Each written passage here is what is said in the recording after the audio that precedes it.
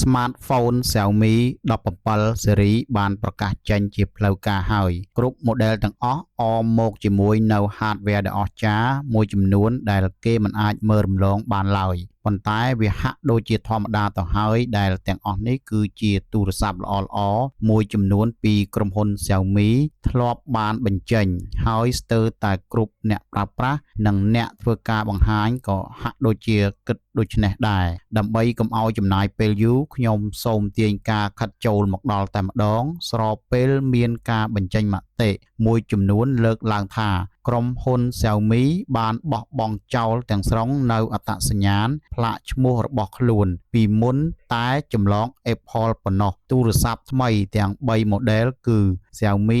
17, Xiaomi 17 Pro និង Xiaomi 17 Pro Max ស្ដាប់ទៅរៀងស៊ាំបន្តិចដោយយើងមិនគិតថានៅម្នាក់ឯងទេតែតាមពិតទៅស្ទើរតែភ្ញាក់ផ្អើលដែរដែលមិនមានឈ្មោះ Xiaomi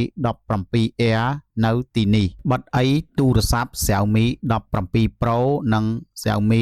17 Pro Max បានយកគំរូរចនាកាមេរ៉ាខាងក្រោយឡើងវិញពី iPhone 17 Pro ក្នុងគោលបំណងដើម្បីមើលទៅដូច smartphone ថ្មីបំផុតរបស់ Apple លើសពីនេះ HyperOS 3 របស់ Xiaomi ដែលនឹងមានក្នុងពេលឆាប់ៗខាងមុខនេះមើលទៅស្រដៀងទៅនឹង iOS 26 នៃការរចនាកញ្ចក់ Liquid របស់ Apple ឡើងវិញពិតណាស់ជាមួយនឹង Xiaomi 17 Pro Max ត្រូវបានចូលរួមផលិតដោយក្រុមហ៊ុន Foxconn និង Far Eastern បានបង្គុំឡើងបំពាក់ប្រព័ន្ធដំណើរការ Snapdragon 8 Elite Gen 5ចុងក្រោយគេបង្អស់ថ្មីស្រឡាងអេក្រង់ចំនួន2ថ្មធំសម្បើមនិងមានការដំឡើងកាមេរ៉ាកម្រិតខ្ពស់ភាពអស្ចារ្យនៃបច្ចេកទេសនេះគឺពិតជា smartphone ដ៏ល្អបំផុតមួយប្រចាំឆ្នាំដោយវាមានអេក្រង់មុខទំហំ 6.9 អ៊ីង 2600 x 1200 pixels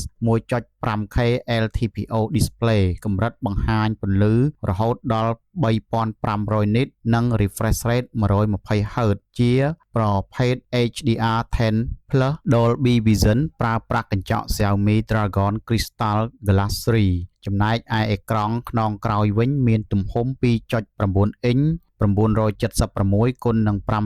596 pixels កម្រិត 120Hz AMOLED display ជះពន្លឺរហូតដល់ 3500 nits ដែរដូច្នេះវាមិនមែនជារឿងចម្លែកទេដែល Xiaomi 17 Pro Max គឺជា smartphone ដំបូងគេដែលបំពាក់នៅប្រព័ន្ធដំណើរការកំពូលថ្មីរបស់ Qualcomm Snapdragon 8 Elite Gen 5 ប្រើប្រាស់ស្ថាបត្យកម្ម 3 nanometer ប្រកបដោយប្រសិទ្ធភាពនិងផ្ដល់ល្បឿនរត់រហូតដល់ 4.6 GHz អមមកនៅ Adreno 840 GPU និង LPDDR5X RAM ថ្មីនិងពិតជារីករាយដល់អ្នកលេងហ្គេមទាំងអស់ប្រកបណាស់មិនតែប៉ុណ្ណេះវាផ្ដល់នៅដំណើរការដែលហ្គេមទូរស័ព្ទបច្ចុប្បន្នមិនអាចទាញយកបានពេញលេញនោះទេបើសូម្បីតែការប្រើប្រាស់ទូរស័ព្ទនៅក្នុងល្បឿនលឿននៅលើការ Read and Write UFS 4.1 ងាកមកការផលិតរូបភាពទៅលើការប្រើប្រាស់កាមេរ៉ា Xiaomi 17 Pro Max គឺមានកម្រិតទាបជាងការប្រកួតប្រជែងដ៏មានសក្តានុពលសម្រាប់ជើងឯកកាមេរ៉ានៅឆ្នាំ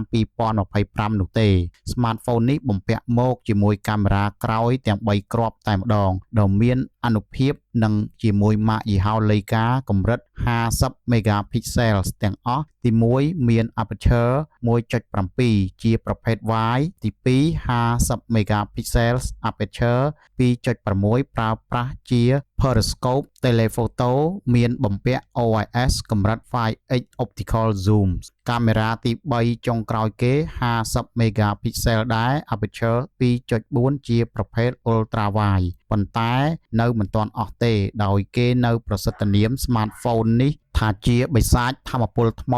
និងឆ្នាំងសាកប្រភេទ Turbo 100W PPS ជាបច្ចេកវិទ្យាសាកថ្មចុងក្រោយបំផុតបំពាក់ថាមពល 7500 mAh ដ៏គួរឲ្យចាប់អារម្មណ៍មួយត្រូវបានបញ្ចូលទៅក្នុងចន្លោះតូចបំផុតដែលធ្វើឲ្យ smartphone នេះក្លាយជាអ្នករត់ម៉ារ៉ាតុងយ៉ាងពិតប្រាកដវានៅអាចសាកបានរហូតដល់ 100W តាមរយៈខ្សែ USB-C ឬ 50W តាមរយៈការសាកឥតខ្សែ ហើយក៏មានមុខងារការសាកបញ្ចូលថ្មឲ្យគេវិញនៅកម្រិត 22.5 វ៉ាត់ដែលមិនគួរឲ្យជឿផងដែរនៅមិនទាន់រាយរាប់អស់ប៉ុន្តែមានមុខងារបន្ទាប់បន្សំល្អឥតខ្ចោះផ្សេងៗទៀតដែល Smartphone Xiaomi 17 Pro Max នេះមិនសំចៃដៃដើម្បីបំពេញបំណងអ្នកប្រើប្រាស់ឲ្យបានល្អបំផុតកម្រិតជាអតិបរមាគឺ Bluetooth 5.4 Wi-Fi 7 និងការប្រើប្រាស់នៅយួរ 5G ការទំនាក់ទំនង NFC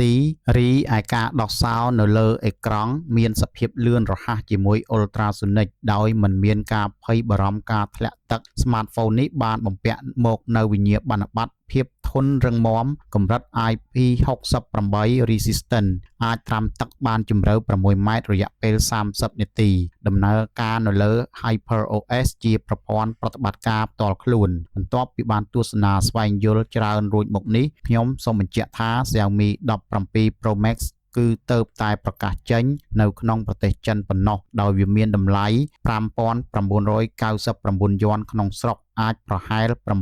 $840ប៉ុន្តែវាទំនងជានឹងត្រូវមានតម្លៃខ្ពស់ជាងនេះនៅពេលប្រកាសចេញជាសកលដែលទំនងជានៅដើមឆ្នាំ2026ឬធ្វើឡើងតាមការវិភាគនៃការចេញផ្សាយ Smartphone ស៊េរីមុនៗរបស់ក្រុមហ៊ុន Xiaomi សូមអរគុណសម្រាប់ការតាមដានទស្សនា